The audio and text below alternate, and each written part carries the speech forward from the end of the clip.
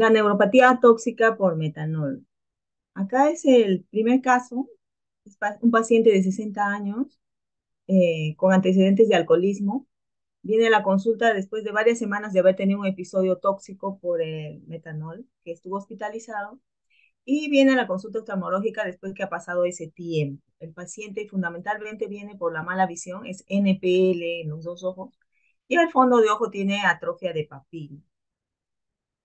Un caso similar, este paciente de 69 años, NPL bilateral, que hace unas semanas tuvo igualmente un episodio tóxico. Al examen de fondo de ojo se nota la atrofia de la papila de ambos ojos. El tercer caso es un paciente de 38 años, no es alcohólico, pero tuvo una ingesta de licor hacía unas semanas atrás con un episodio de toxicidad y también viene presentando NPL en ambos ojos. Este es el fondo de ojo con atrofia de papila bilateral. Entonces, ¿qué es tóxico tan terrible causa NPL en pacientes y en forma bilateral? ¿No? Esta es la OCT, el OCT del último paciente de 38 años, donde se ve una disminución marcada del grosor de las fibras nerviosas. Entonces, el metanol es un destilado de madera que se utiliza como solvente industrial. Es el líquido de las fotocopiadoras, es un anticongelante de autos, también se utiliza como limpiador de motor y se encuentra en bebidas y destilados de frutas y hierbas. Se puede absorber de tres formas, en forma inhalatoria, eso es más frecuente en los trabajadores que las fábricas de solventes, a través de la piel, esto es más frecuente en niños, porque se utilizan soluciones para bajar la temperatura en niños que se ha encontrado que algunas de ellas contienen grandes cantidades de metanol. También se describió en la época de la pandemia que había un gel para las manos que fue hecho en México, que tenía cantidades altas de metanol y podía producir intoxicación a través de la piel. Pero la más frecuente es la vía oral, y la vía oral accidental por el licor adulterado. Entonces, las poblaciones en riesgo son los niños por ese tratamiento para la fiebre, los alcohólicos, generalmente se presenta en países pobres esta intoxicación, aunque se han reportado episodios masivos en Estados Unidos, es más frecuente en países pobres. En los trabajadores industriales que con la intoxicación inhalatoria, pero es más raro. Y también últimamente se ha reportado en turistas. Así, un estudio presenta que en Malasia, en el 2020, 31 pacientes, 30 de ellos varones, con un promedio de edad de 32 años y todos eran turistas, empezaron a presentarse en los hospitales en el transcurso de pocos días y se presentaban con signos de intoxicación grave, con náuseas, vómito, compromiso del sensor y pérdida de la visión. Los pacientes llegaban a emergencia y fallecían en emergencia o fallecían en la hospitalización. Se encontró que dentro de este grupo 61% tuvo mortalidad. De los 31 pacientes solamente sobrevivieron 12 y dos de ellos tenían la neuropatía tóxica y uno presentó uveitis. Entonces se describen intoxicaciones masivas con este tipo de tóxico. Así se han descrito en USA, en la India, en Turquía, en Irán. En Honduras, en el 2011, hubo un episodio de 400 personas intoxicadas, 24 muertos. En el 2015, en Nicaragua, 800 intoxicados, 48 fallecidos. En el 2017, República Dominicana, 42 afectados y 12 fallecidos. En el 2018, en China hubo 39 afectados con esta intoxicación, 14 de ellos fallecieron. En el 2019, en Costa Rica, 62 con 25 fallecidos. Por poner un ejemplo. En China, por ejemplo, se dio la noticia de que los que realizaron la venta de este tóxico adulterado fueron sometidos a penas muy severas. Entonces, tenemos que el metanol es un tóxico muy tóxico. Produce la muerte en el 50% de los pacientes y en los que sobreviven produce ceguera bilateral. En Perú, estas son cifras del Ministerio de Salud del año 2022, del año pasado. Se presentaron 301 casos reportados, el 82% en varones. Los casos Más abundantes se presentaron en Lima y Callao con 239. Le siguió Huánuco con 56. Junín con 3, provincias de Lima 1, Arequipa 1, Ancash 1. Lo más notorio es que antes, en épocas anteriores, más bien eran los adultos los afectados, pero ahora las edades están disminuyendo y hay un 2.7 de afectados en personas muy jóvenes. Las estadísticas del año pasado en Huánuco, de 2022, 51.8 por ciento de fallecidos, 16% de hospitalizados y solamente un 32.1 salieron de alta. El diagnóstico fue básicamente hecho por la clínica y confirmado con laboratorio en menor número de casos. Entonces, tenemos que el metanol es un líquido incoloro y que tiene una dosis letal muy baja. Un niño puede tener una dosis letal solamente con 30 mililitros y un adulto con 60 mililitros. Tiene unas características que lo hacen muy tóxico, porque se absorbe en menos de 10 minutos y se distribuye en el compartimento acuoso corporal total rápidamente porque no se une a las proteínas. Atraviesa la barrera hematoencefálica. En el hígado, una pequeña fracción se une al hierro, pero no se llega a eliminar totalmente en el hígado y los pulmones. Entonces, tiene características de que se absorbe muy rápido, se distribuye por todo el organismo y tiene una vida media muy larga, de 30 hasta 85 horas. Según la DIGESA, la Dirección de Salud, la dosis tóxica para adultos es a partir de 20 mililitros, lo cual puede ser mortal si el afectado no recibe atención médica inmediata, mientras que más de 50 mililitros por ciento es usualmente una dosis mortal. Entonces, ¿cómo es el mecanismo del metanol? Aquí tenemos el etanol, que normalmente con la alcohol deshidrogenasa se transforma en acetaldehído y se elimina como CO2 y agua.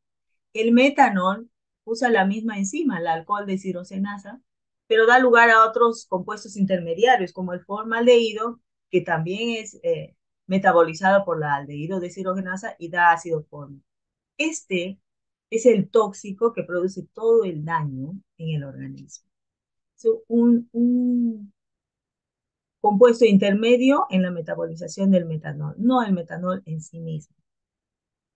¿Qué síntomas produce? En síntomas neurológicos como embriaguez, confusión, depresión del sistema nervioso, acidosis metabólica con una brecha neónica alta que es característico, pancreatitis, necrosis hepática, insuficiencia renal, alteraciones de la contractilidad miocárdica, daño cerebral, lesiones de ganglios basales, necrosis hemorrágica del putamen, pseudoparkinsonismo y en el ojo, destrucción del nervio óptico y del epitelio pigmentario retinal, que da lugar a visión borrosa o ceguera total bilateral.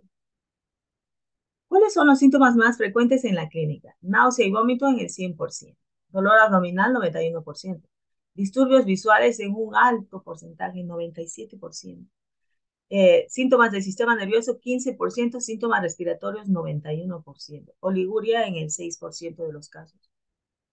Aquí hay una división de la intoxicación por metanol que brinda un periodo inicial de latencia entre 8 y 24 horas, donde que los síntomas son similares a la intoxicación etílica.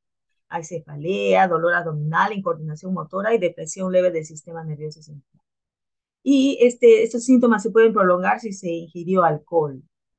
Ahora, y un segundo periodo, ya no el periodo de latencia, sino el periodo de acidosis metabólica, que es entre las 12 y 36 horas. A todo lo anterior, a estos síntomas anteriores, se suma la dificultad respiratoria, convulsiones, ceguera, coma y muerte. El, Tratando de hacer una correlación entre los niveles de metanol y el grado de afectación y la clínica, tenemos que una concentración de metanol menor a 10% se considera un grado leve y el paciente tiene síntomas leves. En una concentración de 10 a 50 miligramos por ciento ya es moderado y el paciente presenta vómitos, embriaguez, visión borrosa, pupila dilatada. Y más de 50% de concentración de metanol es un grado severo, donde el paciente tiene agitación, delirio, convulsiones, coma y muerte. Esta es una tabla en un estudio que se hizo en el Hospital Nacional 2 de Mayo, en un periodo de 15 años, donde se describen los síntomas que se presentaron en los pacientes en esa temporada de tiempo. Así, un 100% de pacientes tenían alteración del sensorio, 95% vómitos, 82% visión borrosa, 82% visión acidótica, 72% nistagmus, midriasis 57%, cefalea 45%, dolor abdominal 42%, agitación psicomotriz 40%, amaurosis 25% de los casos, convulsiones 20% y anisocoria. Cuando se hace una imagenología de estos pacientes, se ve que hay un compromiso de los ganglios basales, sobre todo del putamen. El compromiso puede ser hemorrágico o no hemorrágico. Y acá tenemos una tomografía de un paciente que presentó además una hemorragia cerebral y isquemia en los ganglios basales y también isquemia en la región occipital. Entonces, ¿cómo reconocer una intoxicación por metanol? Hay una acidosis metabólica y una pérdida de agudeza visual o ceguera bilateral. Bueno, recordando lo que es la acidosis metabólica, tenemos dos tipos de acidosis, una que es con una brecha neónica elevada y una brecha neónica normal. Una acidosis metabólica es un pH bajo de 7.35, bajo bicarbonato y baja CO2. En este caso se produciría por un aumento o ingestión de ácido, que es el ácido fórmico, un metabolito del metanol. Entonces, la acidosis metabólica puede ser con una brecha aniónica normal o elevada. Si es elevada y tiene una brecha osmolar alta, lo más posible es que sea una intoxicación por uno de estos tóxicos, el metanol muy nocivo. ¿Cuáles son los síntomas oculares? ¿Qué es lo que nosotros vemos? Visión borrosa a ceguera total. El paciente puede referir antes de eso diplopia o nistagmus y una característica muy frecuente es que las pupilas dilatadas con no reacción. Se dice que ese es un signo de mal pronóstico.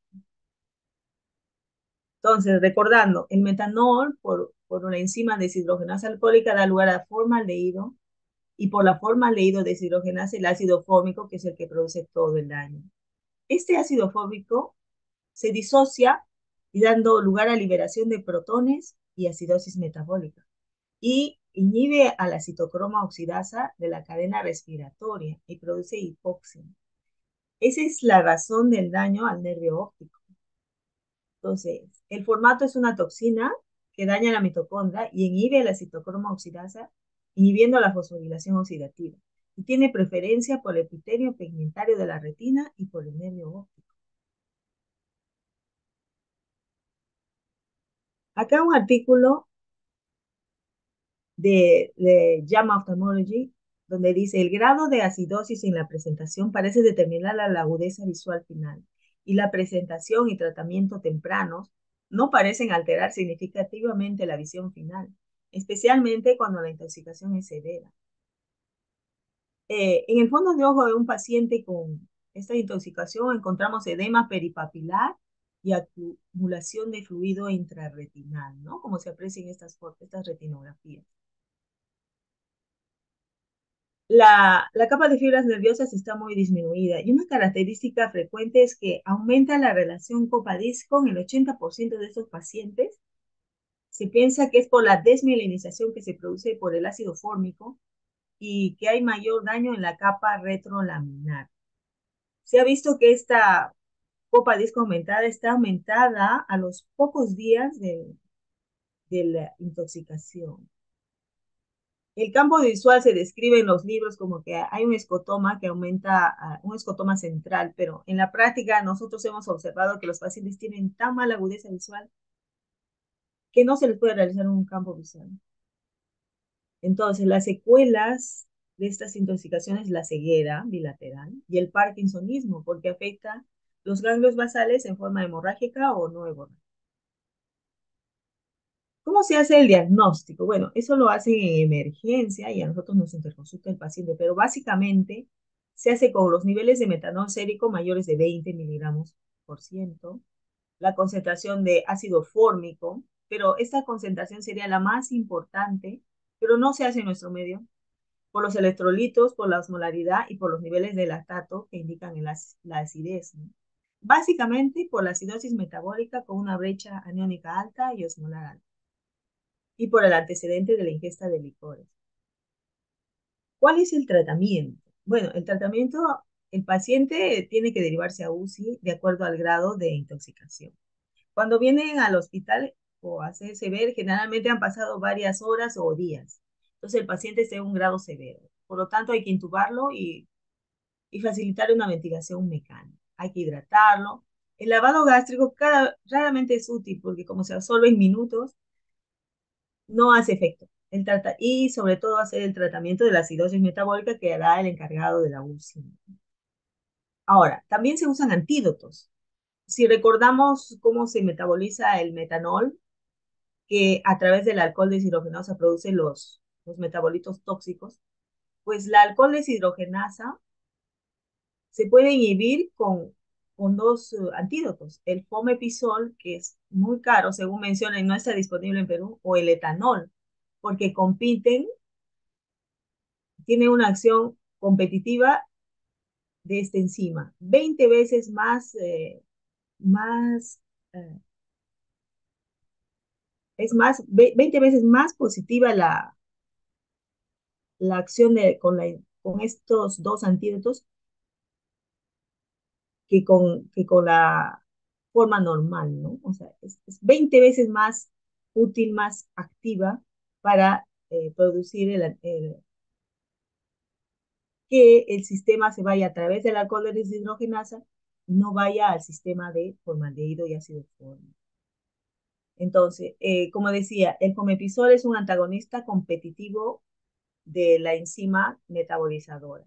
La dosis inicial es 15 miligramos por kilo y se hace una dosis de mantenimiento de 10 miligramos por kilo cada 12 horas.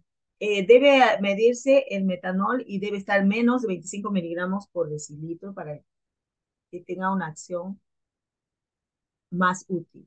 El paciente está en UCI, también se puede utilizar etanol al 10% y esas son las dosis. Primero la de ataque y luego de mantenimiento, pero generalmente no tenemos disponible etanol al 10% para ponerlo endovenoso, entonces se puede dar etanol que sea oral o por sonda nasogástrica dependiendo del estado del paciente. Y la dosis es 1 miligramo por kilo y de dosis inicial y luego 0,1 miligramos por kilo. Entonces, estos dos antídotos son los principales para el tratamiento. Pero también hay el formaldehído y el ácido fórmico da lugar a CO2 y agua a través con una reacción en la que el ácido fólico actúa. Entonces, pero es una fracción muy pequeña. Entonces, dentro del tratamiento también se puede dar ácido fólico. Ahora, la hemodiálisis remueve el metanol rápidamente. Entonces, a veces, pero se ha encontrado que no hay una mejoría en los síntomas visuales. Cuando han pasado muchas horas y el metanol ya se transformó a ácido fórmico, digamos, los antídotos no tienen una utilidad. En tal caso, es más útil la hemodiálisis. Pero se ha visto que a pesar de que se realice hemodiálisis en los pacientes, no se ha encontrado una mejoría de los síntomas visuales, porque aparentemente el daño al nervio óptico es muy rápido.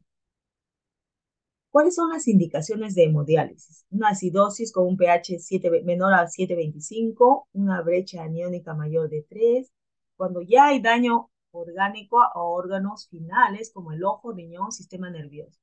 Es decir, cuando nos hagan la interconsulta a oftalmología, ese paciente ya necesita hemodiálisis.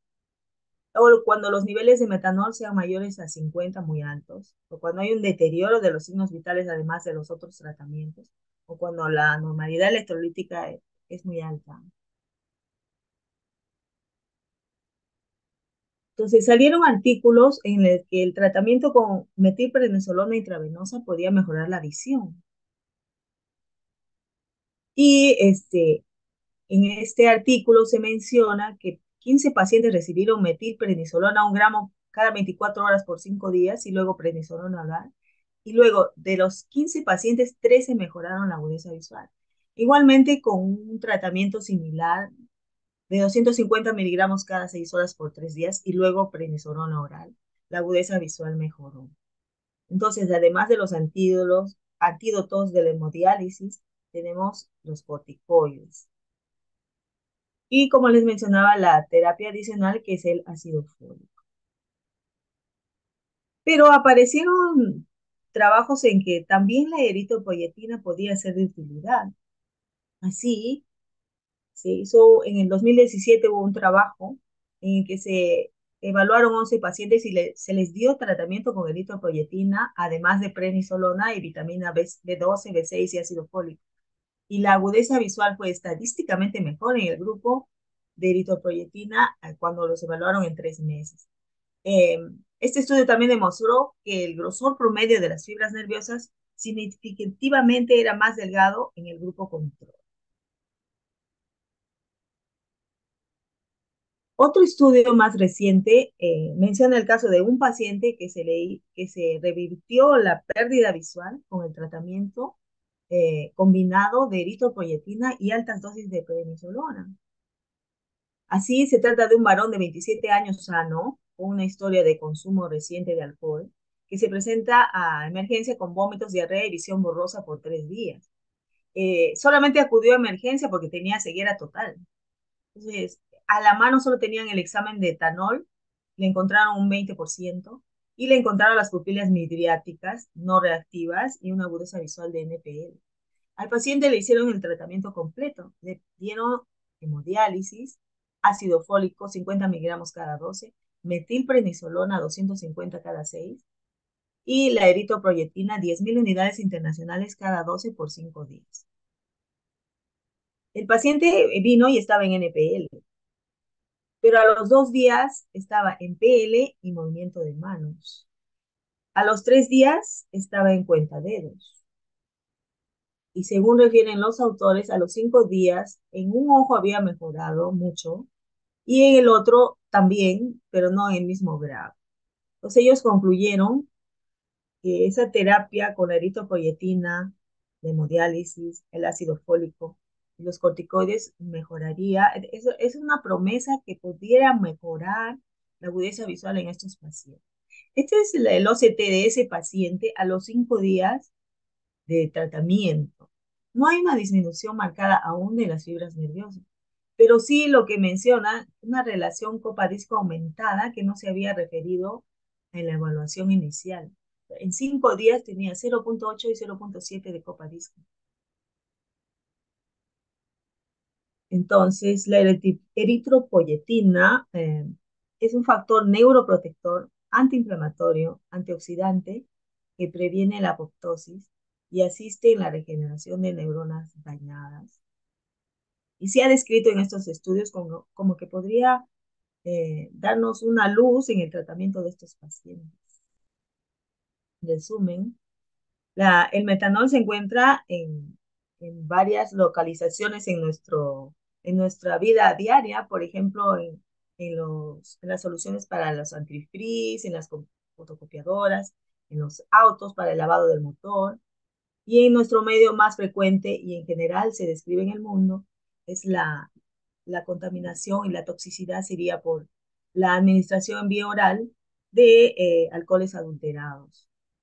Es un tóxico muy tóxico que puede producir aproximadamente en 50% de las personas la muerte y en los que sobreviven ceguera bilateral bien severa y que tiene síntomas visuales que empiezan con disminución de la agudeza visual, nistagmus, diplopia, y una característica importante es que cuando presentan una pupila dilatada fija que no reacciona, pues es un mal pronóstico para la visión. Y que tiene tratamientos eh, que son los antídotos, la hemodiálisis, los corticoides, y últimamente se ha considerado la eritropoyetina como un neuroprotector que ayudaría al tratamiento de estos pacientes y evitaría una pérdida tan severa de la vista. Muy bien, muchas gracias, Patricia. Excelente tu exposición, muy ilustrativa y clara. No sé si habrá alguna pregunta en el auditorio. Tal vez alguien haya tenido experiencia con algún paciente, nos puede contar. Bueno, yo trabajo Estos pues en el casos no son frecuentes, pero son muy severos. como dijiste en tu charla, los oftalmólogos somos consultados después de varios días, ¿no? Cuando yo entiendo que en la emergencia se abocan pues a tratar de salvar la vida del paciente, igual que en los traumatismos encefalocranianos, ¿no? Tenemos traumatismos encefalocranianos y va el neurocirujano, el emergenciólogo, y todos se olvidan de la neuropatía traumática. Igual en la intoxicación, en ciertas intoxicaciones, van primero al soporte de vida y, bueno, por la condición del paciente, se les puede ir que se tiene que hacer algo adicional, ¿no? Usualmente el emergenciólogo hace todo esto. El emergenciólogo conoce las dosis, ¿no? Obviamente aquí en Lima, en Perú, no hay laboratorio y si lo hay, es, digamos, con resultados que van a demorar. Por lo tanto, la acción es ya basada pues en la experiencia del emergenciólogo, ¿no? Rara vez o nunca, en todo caso, nos han llamado por interconsulta directa para ver al paciente en el estadio agudo, ¿no?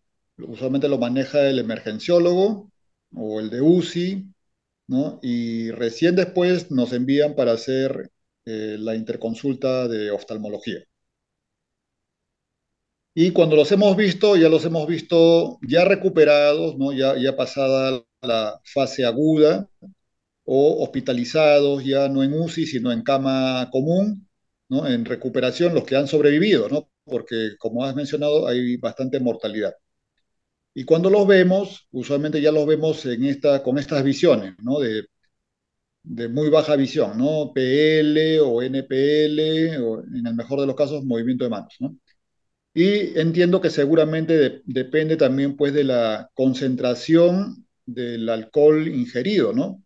Porque la mayoría de estos casos son por licor contaminado, es decir, el licor adulterado. Es decir, hay lugares donde venden alcohol, ¿no? Y lo combinan con metanol. No sé realmente de dónde obtienen el metanol en forma lícita o ilícita, pero ciertas licorerías clandestinas se agencian de ese alcohol industrial y lo combinan, ¿no?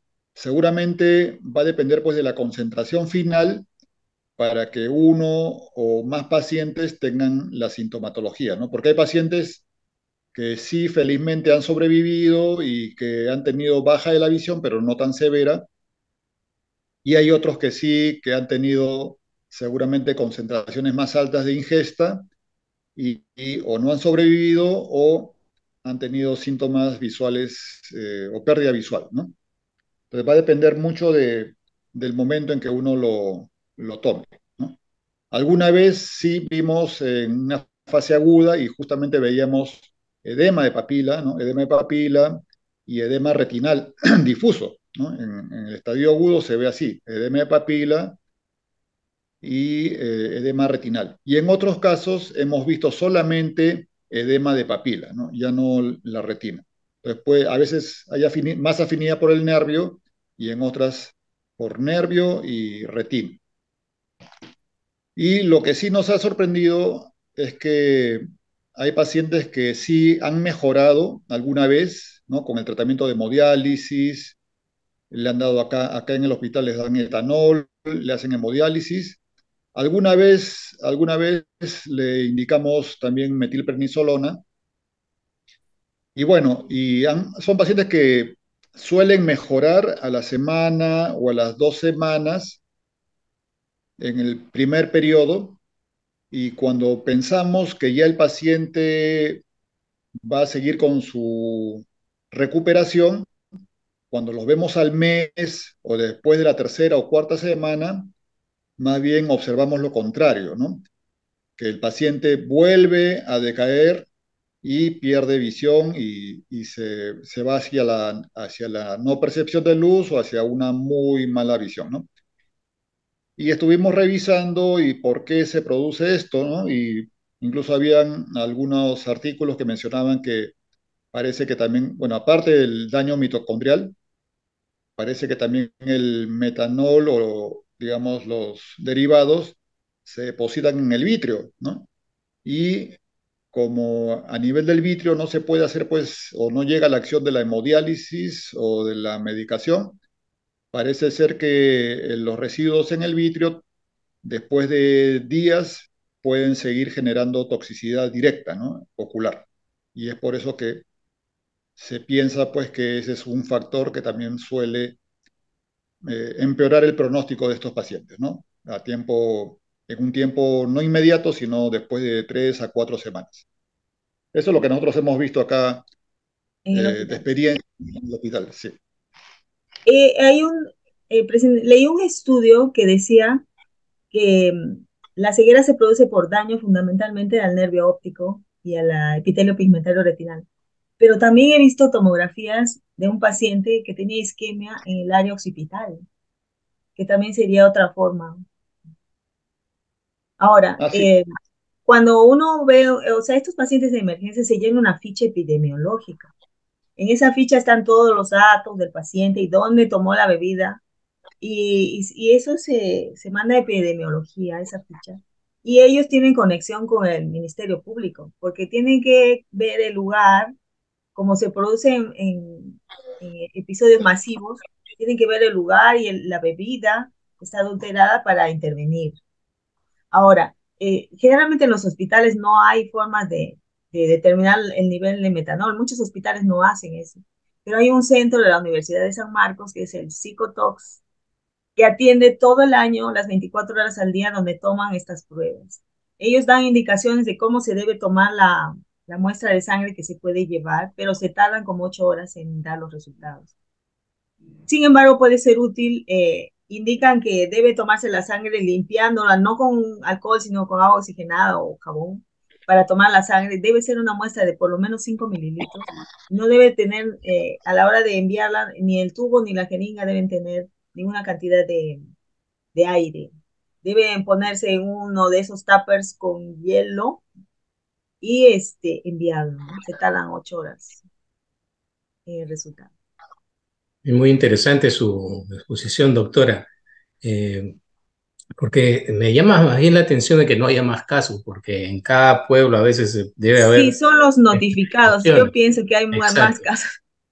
Sí, pues, y otra cosa es que sería bueno que en estos casos de sospecha siquiera, tener un protocolo en las emergencias ¿no? De las postas Que incluso. incluya al oftalmólogo. Que incluya, no, no, bueno, bueno, fuera, porque no va a haber, pero la cuestión es que por lo menos haya corticoides que le pongan y eritropoyetina si es que hubiera. Entonces sería fantástico, podríamos avanzar un poco en eso, porque de bárbaro debe ser el número Terrible. uno. Sí. hay una Y vaya, pregunta, podemos haber salvado.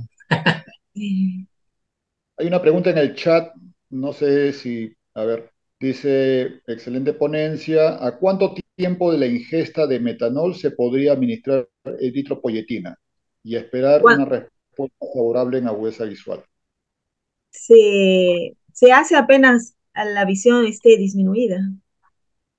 Apenas cuando la visión ya ha bajado. No, los estudios no Mm, ponen un nivel, pero yo me atrevería a decir que si está 20-200 PL, es tiempo. Claro, El nervio óptico y la retina son muy proclives a este daño y se ha claro. visto que actúa rapidísimo. Entonces, tendríamos que hacerlo pronto. Yo entiendo que si es que se ha hecho hemodiálisis, ¿no? O sea, yo creo que lo primero sería darle el tratamiento del etanol o el antídoto, hacerle la hemodiálisis, y yo creo que después de eso, allí se debería administrar el corticoide y la eritropoyetina y el ácido fólico, como mencionaste, ¿no? O sea, una vez que ya se Mm. terminó con el ciclo de hemodiálisis, para que Sí, ahí porque lo actúe, tienen que digamos. preparar para la hemodiálisis, mientras tanto puede estar usando el antídoto. Pero yo creo que debiera medirse el ácido fórmico, además del metanol, y eso nos daría una idea en qué etapa está el paciente. Pero en fin, hay que actuarlo más pronto. Sí, nosotros en el hospital tenemos una colega que es toxicóloga y bueno, entiendo que hay pues guías de manejo de estas intoxicaciones y el protocolo que yo conozco que hay es, bueno, etanol y a veces le dan oral, pues, ¿no? O sea, según la experiencia del emergenciólogo, le dan ni siquiera el etanol medicinal, sino le dan pues un trago, ¿no? Un trago de alcohol y, Sí, sí, se eh, ha descrito. y, y sí les dan, sí los pasan hemodiálisis, pero siempre y cuando pues obviamente haya el aparato disponible, ¿no? Porque paran llenos también esos aparatos, pero Mm. usualmente sí les consiguen un espacio para hemodiálisis, ¿no? Y de allí, digamos, cuando ya los estabilizan, allí viene lo que nosotros deberíamos sugerir, ¿no? Entonces, sí va a ser motivo seguramente de que nos reunamos con los encargados del área para poder sugerir estas formas, ¿no? Porque eritropoyetina sí hay en nuestro medio, ¿no? Metilprednisolona también, ácido fólico también. Entonces sería cuestión de poder Darle administrarlo, ¿no? forma. En Claro. algunos, El en protocolo, algunos claro. pacientes, ¿sí? Muy bien. Y Patricia, ¿has tenido experiencia con eritropoyetina en alguna otra neuropatía? Porque No, pero sé que la usan para neuropatía traumática. En general, como actúa antiapoptosis, neuroprotector, tal vez tenga más utilidad. En neuritis óptica en algún momento la describieron también. sí, se estuvo usando y hubo algunos ensayos de eritropoyetina intravítrea, pero esta entiendo pues que es endovenosa, ¿no es cierto? Sí, Esta es endovenosa, ya sí, para enterar. correcto.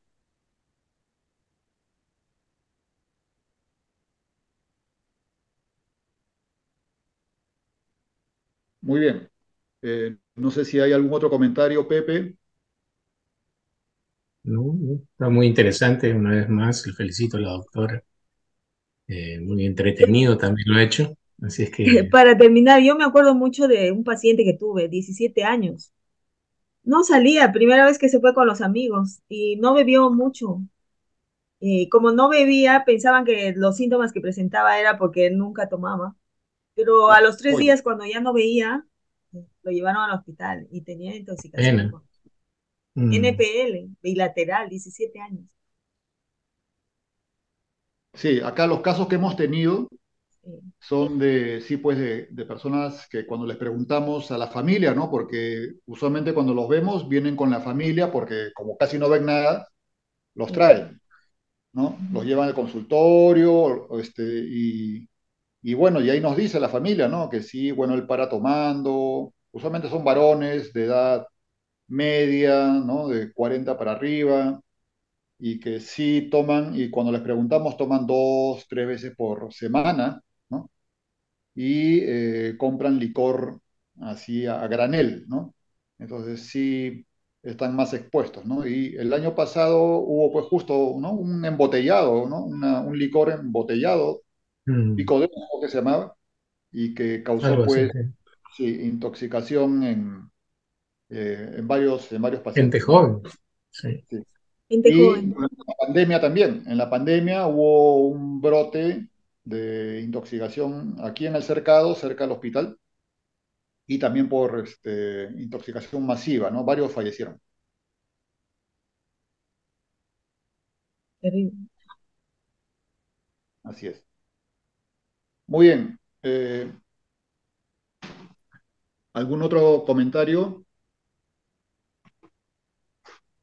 Ha estado bastante sucinta la charla. Te felicito, Patricia. Bastante bien expuesta. Y has hecho énfasis justamente en la alta mortalidad, ¿no? Alta mortalidad 50% y alta índice de discapacidad visual o afección visual, más del 90%, ¿no? Y sí, bueno, esperemos pues que yo creo que como mensaje, yo creo que debemos estar preparados para este tipo de patologías y formular estrategias de atención temprana, ¿no? Para estos pacientes para intentar salvarles la visión, ¿no? Porque cuando una vez que llegan pues a la cronicidad o al daño irreparable, pues ya no hay nada que hacer, ¿no? Entonces, Mm. posiblemente con la eritropoyetina vamos a investigar sobre eso, ¿eh? Muy buen dato. Eritropoyetina y los corticoides, vamos a ver si podemos eh, hacerlo aquí en el hospital. Excelente. Sí. Bueno, entonces, muchas gracias Patricia, muchas gracias Pepe por estar acá, por los comentarios compañera. y ya Gracias, nos gracias a vemos. ustedes. Gracias Pepe. Y ya nos vemos Gracias. el próximo mes. El próximo mes tenemos ya la última reunión del capítulo de este año, porque las reuniones son solamente hasta noviembre. Entonces tenemos una bonita charla también para noviembre y de allí ya viene el receso hasta el otro año. Así que ya estarán informados de esta siguiente actividad. Perfecto. Hasta la próxima. Bueno, Buenas muchas noches, gracias muchas buenas noches a todos. Buenas noches. Nos vemos. siempre. Gracias Pepe, gracias Patricia. Buenas noches con todos.